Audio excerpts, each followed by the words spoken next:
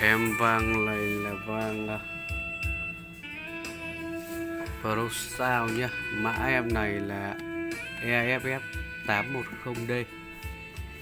Trước này có thể là bị mờ mất rồi, phía sau thì vẫn ghi lỗi là bị mất mic anh em nhé.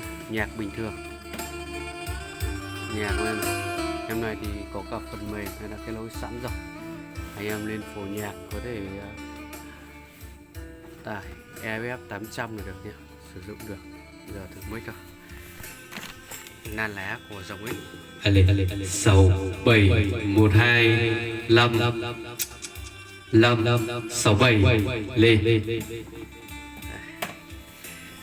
chạy analog DSP dòng X5 nhé.